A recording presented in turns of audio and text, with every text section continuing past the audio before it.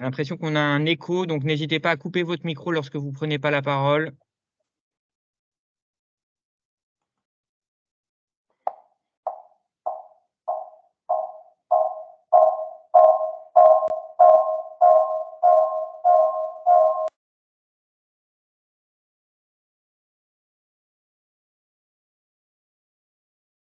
Quelques participants, je vois, qui nous rejoignent.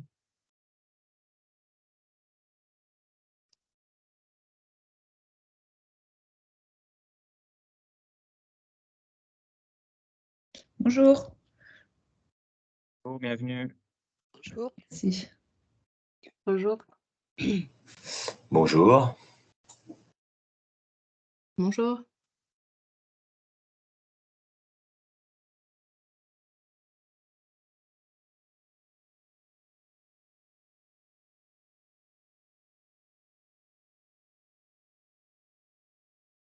Bononi, Prisca, je vous propose qu'on se donne encore une petite minute et puis qu'on démarre.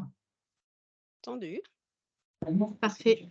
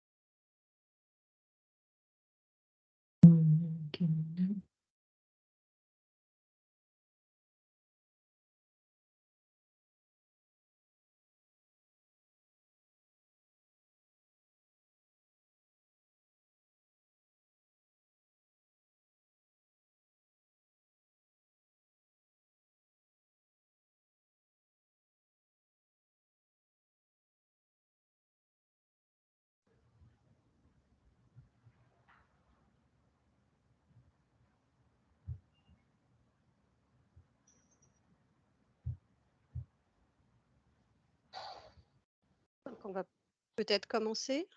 Oui. Oui, on vous Même laisse lancer si l'enregistrement et introduire la rencontre. alors, même si les personnes continuent à se connecter. Donc, juste pour vous prévenir que le webinaire est enregistré, donc vous avez vu l'avertissement normalement lorsque vous vous êtes connecté. Si vous pouvez tous couper vos micros pour faciliter l'écoute de chacun, et un temps de questions sera prévu après chaque partie. Ça nous permet de pouvoir dérouler et ensuite de reprendre les questions les unes après les autres. Vous pouvez les poser également dans le fil de conversation si vous préférez. Voilà. Donc, bonjour à tous déjà. Donc, nous sommes très heureux de vous accueillir pour ce webinaire thématique, donc ce premier webinaire consacré au handicap psychique et à l'emploi dans les structures de l'IAE. Donc, ce webinaire vous est proposé dans le cadre d'un cycle de webinaires thématiques qui est organisé par la DRIETS d'Île-de-France en collaboration avec la Fédération des acteurs de la solidarité Île-de-France, de l'AGFIP et de l'organisme ARIMS en charge de la prestation d'appui spécifique handicap psychique en Île-de-France pour l'AGFIP. Alors, je vais vous donner déjà quelques éléments de contexte pour vous expliquer le pourquoi de ce webinaire. Donc, en Île-de-France, en 2022, la part des salariés en situation de handicap dans l'IAE est d'environ 5%, contre 8% au national. Donc, nous sommes sur un chiffre bien inférieur au national. Alors, bien que l'IAE soit né de la nécessité de donner un emploi à des personnes qui se trouvent écartées de façon durable du marché du travail, et bien que les équipes soient rodées dans l'accueil et l'accompagnement des personnes en grande précarité ou qui présentent des freins multiples à l'insertion, le handicap, lui, reste encore le parent pauvre parmi les personnes qui sont accueillies au sein des structures de l'IAE.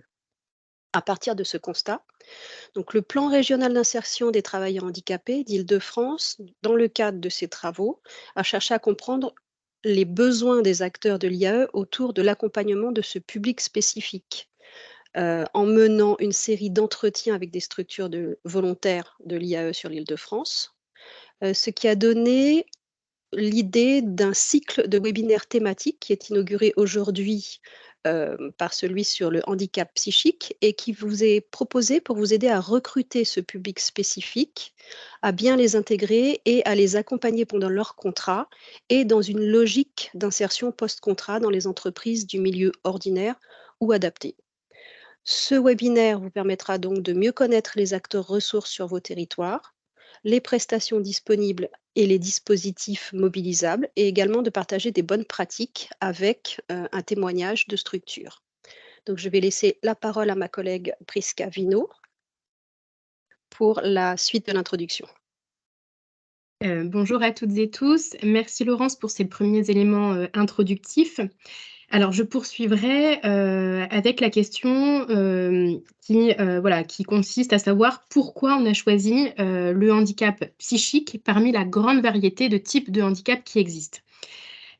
Eh bien, tout simplement parce qu'il s'agit d'un handicap bien plus répandu qu'on ne le croit, souvent invisible, mais dont les conséquences ont un impact très important dans les différents aspects de la vie des personnes. En effet, selon les chiffres de l'OMS, au moins une personne sur 4 sera confrontée à ce handicap au cours de sa vie. Par ailleurs, le taux de chômage des personnes en situation de handicap est largement supérieur à celui de l'ensemble de la population, puisqu'il s'élève à 21%.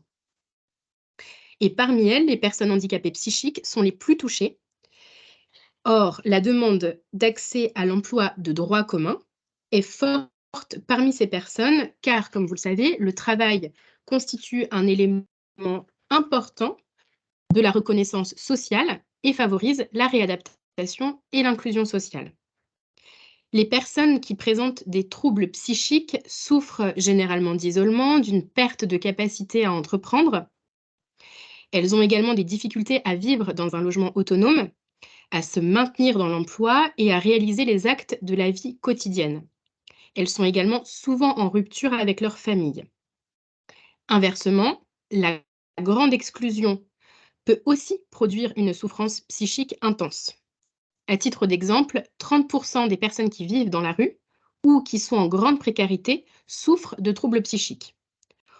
On voit donc bien le lien avec l'IAE, qui s'adresse, je le rappelle, à des personnes sans emploi, rencontrant des difficultés sociales et professionnelles particulières, pour leur permettre de bénéficier de contrats de travail en vue de faciliter leur insertion professionnelle, mais ça, vous le savez parfaitement.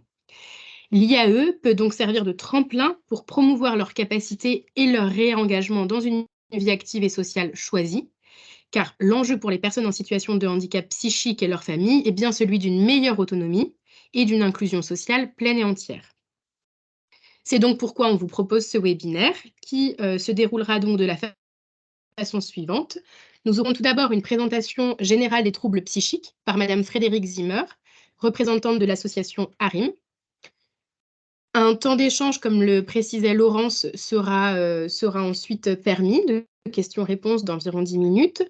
Nous aurons ensuite un témoignage d'une AI du 91, Abeille et Entraide, qui sera présentée par Gwenaëlle Duchemin, la directrice de l'AI. Et ensuite, nous aurons une présentation de l'offre de service de l'AGFIP par Mesdames Faouzia Bousma, déléguée régionale adjointe de la délégation régionale de l'AGFIP Île-de-France, et par Madame Yasmina Ensar, chargée d'études et développement. Nous devions avoir un dernier témoignage. Malheureusement, la personne est souffrante, donc nous l'annulons, mais ça nous permettra justement d'avoir plus de temps pour aborder le premier témoignage. Voilà, j'espère que le programme vous convient et je vous souhaite de riches échanges. Bon webinaire à tous. Écoute. Merci beaucoup Prisca, merci Madame Renaudi pour cette introduction. Peut-être on va donner quelques éclairages complémentaires du coup avec la GFIP Île-de-France. Donc moi je me présente, donc Steven Marchand, je suis en charge de l'IAE à la Fédération des acteurs de la solidarité. Et du coup, j'interviens aussi dans le cadre du plan d'action porté par l'Interréseau avec l'ensemble des réseaux régionaux dans le cadre du GRAFI. Dans le cadre de cette action, effectivement, qu'on a souhaité accompagner avec la Dryad Île-de-France du coup et avec la GFIP Île-de-France. Peut-être juste repréciser effectivement que ce choix de faire des cycles de webinaires thématiques, c'était premièrement la volonté effectivement de pas non plus, on va dire, intervenir sur des sujets qui étaient déjà disponibles, puisque peut-être la GFIP y reviendra, mais il y a déjà des actions de professionnalisation qui sont proposées à l'ensemble des acteurs de l'emploi et les SIE sont éligibles. Donc, on a essayé de les mettre en avant. Là, l'idée, c'est effectivement d'apporter des éléments complémentaires. Et puis, donc, ce cycle de 3 webinaires, dont le premier est consacré effectivement au handicap psychique et au travail, intervient après aussi 2 webinaires, je vais dire, un peu plus généralistes, qui ont eu lieu du coup en 2022 et en 2023, qui ont déjà fait un temps un petit peu de dresser un panorama un peu plus global sur le handicap, les acteurs du secteur du handicap, et puis notamment effectivement les ressources, notamment les aides de la GFIP, et puis des réseaux Cap Emploi et Pôle Emploi dédiés au soutien aux personnes handicapées. Donc voilà, l'idée c'était d'apporter des éléments un petit peu d'éclairage nouveaux thématiques. Les 2 autres sujets qu'on a retenus du coup avec la Dryad et la GFIP, un petit peu au regard des éléments qui étaient ressortis dans l'enquête qui avait été menée dans le cadre du PRITH qui a été évoqué, c'est la question de l'accompagnement à la recherche du handicap. Voilà, donc comment aider les structures d'insertion par l'activité économique à mieux mobiliser, à trouver la bonne posture et à trouver les bons interlocuteurs pour accompagner les personnes à la reconnaissance du handicap. Donc, il y aura un 2e webinaire début 2024 sur ce sujet-là. Et puis, troisième sujet qui a été retenu, c'est la question du placement en emploi, puisque voilà, certaines structures évoquaient aussi parfois un frein au recrutement avec l'interrogation effectivement de la réussite de l'insertion professionnelle à la sortie. Et en discutant avec la GFIP et la Dryad, on pense qu'effectivement, et le réseau des Cap Emploi et des Team Handicap, qu'il y a effectivement des ressources à présenter aux structures d'insertion pour aussi mieux réussir cette étape de fin de parcours. Donc voilà un peu les 3 thématiques qu'on a retenues sur donc 3 webinaires qui vont s'étaler du coup de novembre 2023 à mai 2024. Voilà, donc des formats courts d'1 heure et demie, 2 heures, mais avec l'enjeu effectivement de donner des éléments de compréhension sur le sujet, de donner aussi des ressources un peu concrètes mobilisables à l'échelle de l'Île-de-France pour vos structures, pour être moins seul et avoir du soutien pour faire face aux difficultés. Et puis effectivement qu'il y ait un temps un peu de témoignage, d'échange, de retour d'expérience, même si ça reste un format court, avec effectivement la mobilisation d'un témoignage. Du coup, je propose à Madame Nsar peut-être juste de nous donner un petit élément d'éclairage, peut-être sur aussi les autres webinaires, on va dire un peu l'offre de professionnalisation un peu classique qui existe en Île-de-France, avant qu'on puisse effectivement dérouler les interventions. Oui. Bonjour à toutes et tous. Donc, moi, je suis Yasmina Nsar, donc chargée d'études et développement au sein de la GFIP Île-de-France.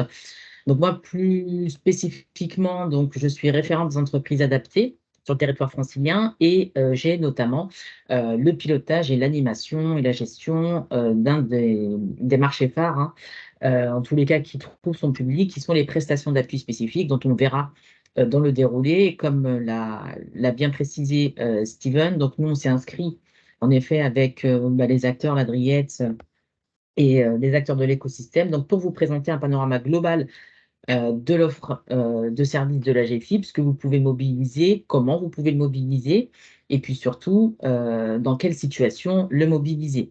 Le but étant, c'est que nous, on propose de toute façon un accompagnement au regard des aides pour les personnes, mais aussi pour les entreprises, pour favoriser et maintenir, bien sûr, en emploi ou dans l'emploi, les salariés. Et face à ça, en effet, on a développé aussi des instants de professionnalisation Donc, des modules pro à direction des entreprises qui sont sous un format flash, 45 minutes, 1h15 maximum, et qui vont vous apporter un éclairage, par exemple, sur la reconnaissance de la qualité de travailleur handicapé, sur comment développer ou maintenir une politique emploi et maintien au niveau d'un service RH. Donc, voilà, donc on a 4 modules qu'on propose. Et en parallèle de ça, on met en place en janvier prochain donc des actions de professionnalisation donc sur des savoirs de base qui sont composés donc de différents modules, notamment voilà, connaître les acteurs de l'écosystème, connaître les différentes typologies de handicap, la population de travailleurs handicapés aussi. Et on a aussi développé une offre en direction aussi des institutionnels, donc des prescripteurs, donc le service public de l'emploi, pour voilà, qu'ils puissent aussi être outillés et se saisir de notre offre de service dès lors que la situation l'exige. Après, c'est vrai que dans le temps, on s'inscrit aussi en effet sur les différents webinaires pour évoquer différentes facettes de l'accompagnement et de ce qui peut être mis en place. Et puis après, à voir en effet au niveau de vos retours pour faire des focus peut-être plus en fonction des situations rencontrées, des problématiques que vous souhaitez plus développer. Voilà. Merci beaucoup. Et donc, vous signalez que l'ensemble de ces outils, effectivement, sont disponibles. En général, il y a des replays. Et je crois, Madame Redondi, que vous pourrez nous partager pendant le temps du déroulé, effectivement, le lien vers le replay qui a lieu récemment, que vous avez organisé, du coup, de manière un peu plus générale, si les personnes veulent aussi aborder d'autres questions. Là, c'est vrai qu'on va vraiment se consacrer spécifiquement à la question du handicap psychique et du travail. Oui, je déposerai juste dans le fil de discussion le lien vers le site du PRITH où vous aurez accès au replay du webinaire qui était adressé au directeur des structures de l'IAE qui s'est déroulé le 19 octobre, ainsi qu'au support et à la foire aux questions. Voilà.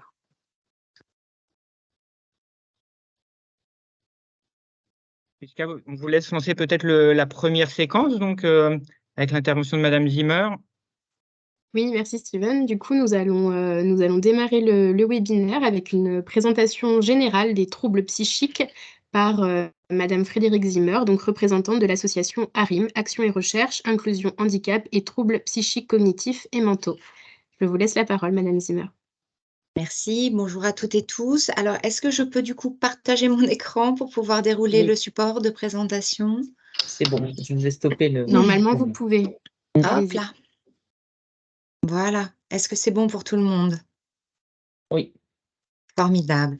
Alors, bonjour, je suis Frédérique Zimmer, je suis directrice opérationnelle de ARIM, ARIM étant l'une des 3 structures qui intervient au titre du groupement ACE, Appui Conseil Emploi, pour réaliser les prestations d'appui spécifiques à destination de personnes en situation de handicap psychique. Vous avez bien le partage d'écran? Excusez-moi, parce que du coup, je ne le vois pas. Oui, c'est bon. Oui, ça fonctionne, merci. Donc, des personnes en situation de handicap psychique, de troubles cognitifs ou de handicap mental. Alors, je vais vous donner quelques chiffres et puis vous brosser un peu de quoi il s'agit quand on parle de troubles psychiques pour qu'on soit bien au clair, et puis vous donner quelques éléments qui concernent les process d'insertion, de maintien dans l'emploi, d'accompagnement de ces personnes vivant avec des troubles psy. Je vous ferai une petite présentation rapide de la différence entre les troubles psy, les troubles cognitifs et les troubles mentaux. Le handicap mental. Alors, quelques chiffres très rapides. Prisca vous en a donné certains. Effectivement, on considère que dans la population en situation de handicap, 80% des handicaps sont invisibles contre 20% visibles. Généralement, les gens deviennent handicapés au cours de leur vie et 50% des actifs peuvent être touchés par une situation de handicap. C'est simplement pour vous rappeler finalement qu'on est tous concernés par ces situations potentielles de handicap au cours de notre vie. Alors, les chiffres de l'OMS, Prisca vous les a donnés. On considère qu'on va avoir entre 20 et 25% de la population générale qui va être touchée au cours de sa vie par un trouble de santé mentale plus ou moins invalidant. Les problématiques psychiatriques sont quand même au premier rang des causes médicales à l'origine d'une attribution de pension d'invalidité. C'est la 2e cause médicale d'arrêt de travail et 4e cause d'affection longue durée. Donc, on parle quand même de problématiques qui sont très présentes dans différents espaces et notamment dans celui de l'emploi. C'est la première cause d'attribution de l'AAH.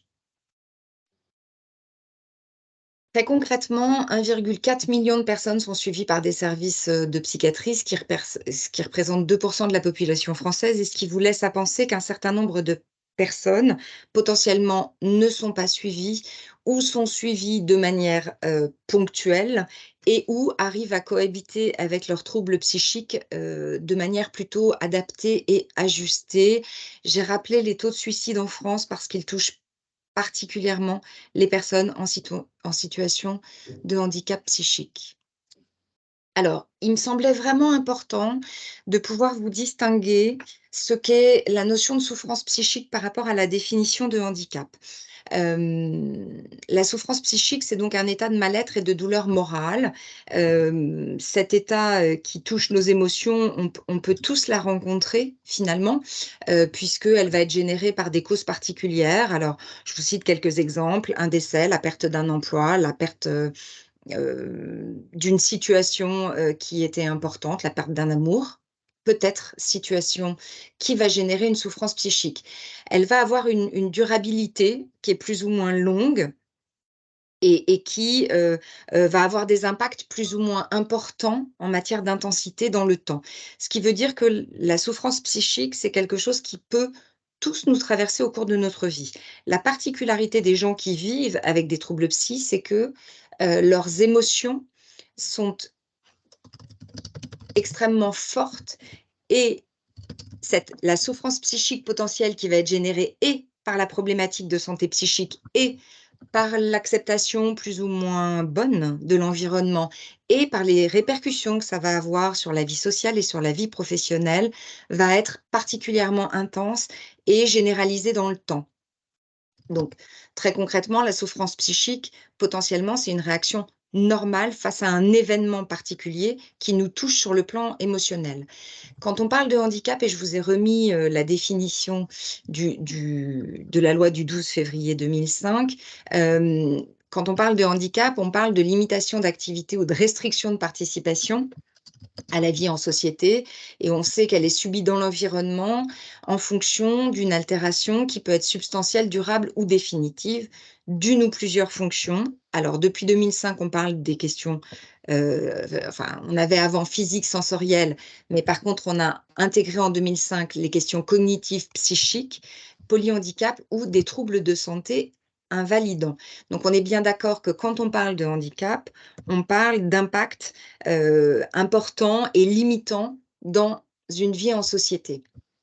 La définition du handicap psychique, c'est que cette situation donc de difficulté face au monde va résulter alors d'une maladie qui, encore une fois, peut être tout à fait passagère ou durable. Et la particularité de ces maladies d'ordre psychique, c'est qu'elles vont affecter le comportement, la manière dont les gens réfléchissent et pensent, les rapports qu'ils élaborent avec les autres, les capacités cognitives.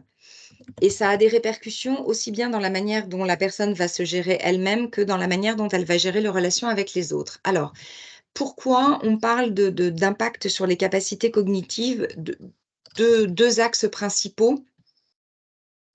Lorsque vous êtes aux prises avec des pensées obsessionnelles et que ces pensées obsessionnelles occupent tout votre esprit, vous allez de fait avoir pas mal de difficultés pour vous concentrer sur autre chose que ces pensées qui occupent la totalité de votre esprit. Ça, c'est une des raisons pour lesquelles il y a un impact sur les fonctions cognitives. Et la deuxième résulte dans le fait qu'un certain nombre de personnes vivent avec des traitements qui ont pour conséquence de ralentir le fonctionnement psychique et de fait, du coup, de limiter les capacités cognitives. L'expression des troubles psychiques, encore une fois, vont avoir un impact sur le mode relationnel, sur donc des comportements qu'on va trouver plus ou moins adaptés par rapport à ce que sont les règles sociales qui régissent les collectifs, des attitudes, pareil, qui peuvent surprendre. Il arrive qu'on ait des gens qui aient des discours fractionnés, voire des discours auxquels on a du mal à avoir accès, qu'on ne comprend pas.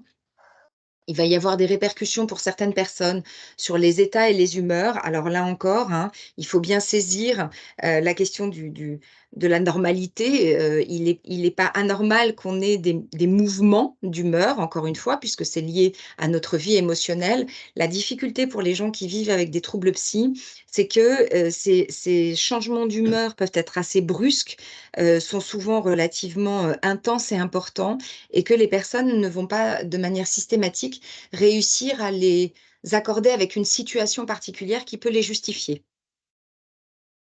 Les capacités cognitives, je vous en ai parlé. On peut avoir des personnes qui vont avoir de réelles difficultés de perception de l'espace, du temps. Donc, vous avez des gens qui ne vont plus avoir leurs repères en situation de crise, qui ne vont plus forcément se rendre compte de la manière dont le temps se déroule. Et ça va générer des comportements de type appelé un peu à n'importe quelle heure du jour et de la nuit, notamment aussi parce que le rythme de sommeil est souvent très impacté par les problématiques d'ordre psychique. Je fais un petit focus sur ce qui concerne le handicap mental ou intellectuel, qui finalement concerne des personnes dont le développement intellectuel va être incomplet ou limité. On est vraiment sur une incapacité à intégrer un certain nombre d'éléments sur le plan cognitif, et donc dans le champ du handicap psy, vous allez trouver des personnes qui vont avoir des parcours, parfois scolaires, relativement brillants, et qui auront, un épisode de maladie qui va les freiner, dans leur progression, qui peut-être va les empêcher, mais vous avez un certain nombre de personnes qui vont présenter des capacités cognitives normales. Dans le champ du handicap mental, on est dans un champ de déficience. Le handicap cognitif, alors clairement, est la conséquence de déficiences, donc des fonctions cérébrales. Ça va se manifester par des troubles de l'attention, de la mémoire, des fonctions exécutives et également perceptives. Les gens présentent des difficultés de raisonnement, de jugement parfois, de langage, de préhension. Très concrètement, on va rencontrer des populations qui vont développer des handicaps cognitifs, alors soit parce qu'il y a eu des problèmes d'acquisition, soit à la suite d'accidents, de problèmes cérébraux notamment, lésés, qui peuvent avoir des conséquences sur la cognition de manière générale. Alors, les répercussions concrètes sur les situations de travail qu'on va rencontrer sont de 4 ordres. Je vous les ai voilà, présentées de cette façon-là. Des difficultés d'adaptation, de quoi on parle quand on parle d'adaptation? Vous allez avoir des personnes qui vont avoir des difficultés à respecter les horaires pour certains, à ne pas réussir bien à se conformer à des changements. Les gens peuvent présenter des difficultés au niveau de la mobilité, parfois un manque d'autonomie. On a parlé des problématiques de règles sociales également, et puis on va avoir des personnes pour les raisons que je vous ai citées tout à l'heure, qui vont également avoir une moindre résistance potentielle au stress et à la fatigabilité.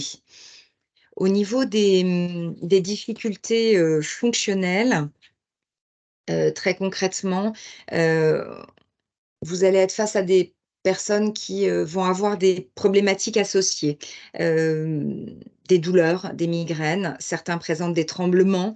Vous avez des personnes qui, de par les problématiques anxieuses potentiellement et ou de traitement, peuvent avoir des problématiques cardiaques, des problématiques du trouble respiratoire. Ce sont des gens qui sont très souvent sujets à la fatigue, je vous l'ai dit, à l'insomnie de manière générale, aux acouphènes également. Donc tout ça, ce sont des difficultés qui vont venir s'ajouter et qui disent combien le fait de travailler peut être un peu complexe à certains moments, et notamment quand les personnes sont aux prises avec leurs problématiques psychiques. Au niveau des troubles cognitifs, Donc, vous avez décrit ce qu'étaient les fonctions cognitives. De ce fait, on va peut-être parfois faire face à du ralentissement, des personnes qui vont oublier un certain nombre de consignes ou mal les comprendre, peut-être produire des erreurs, qui vont avoir des difficultés au niveau des délais. On voit aussi des problématiques d'organisation. Des difficultés à parfois évaluer la charge, et puis à se désorganiser peut-être de manière un peu plus fréquente que les personnes qui ne rencontrent pas de troubles psychiques. Au niveau des difficultés relationnelles, il arrive qu'on ait des difficultés en termes de communication. Je vous l'ai dit, ça a un impact sur les relations aux autres. Pour vous citer un autre exemple, lorsque vous avez la sensation, peut-être que les gens autour de vous vous veulent du mal, c'est difficile d'établir une relation de confiance. C'est aussi difficile quand on vit des choses pénibles sur le plan émotionnel, d'être dans le contact interpersonnel. Donc, vous avez des personnes qui vont être dans le repli, qui vont du coup éviter d'être trop en lien. Parce qu'il y a des personnes aussi qui ont du mal à soutenir, vous voyez, ça demande de l'énergie de soutenir une conversation et surtout quand on vit les choses sur le plan émotionnel de manière intense. Il arrive que les personnes soient susceptibles en partie parce que vous avez des gens qui vont parfois être un peu interprétatifs, et qui vont aussi, peut-être, comprendre, tout ce qui est non verbal dans ce qu'on leur dit. Les personnes qui vivent avec des troubles psy sont extrêmement sensibles à ce qui leur est transmis, mais aussi à ce qui ne leur est pas transmis, mais ce qu'ils ressentent. Donc voilà, il est important d'avoir une communication claire et plutôt explicite, que d'être dans l'implicite, ça ne fonctionne pas très bien. On croit toujours qu'on est tous régis par les mêmes règles, mais force est de constater dans les collectifs qu'il y a plein de fois où finalement, on ne se comprend pas très bien. Il arrive qu'on ait à faire face à des modes de communication un peu agressifs. Ça peut avoir des conséquences, relativement, complexes dans le travail. Donc là encore, mais on le reverra tout à l'heure, c'est vraiment important de pouvoir, discuter de tout ça et en tout cas d'en faire état lorsque nous-mêmes, on a une personne en face de nous qui a un comportement, une attitude, une manière, de faire qui nous déconcerte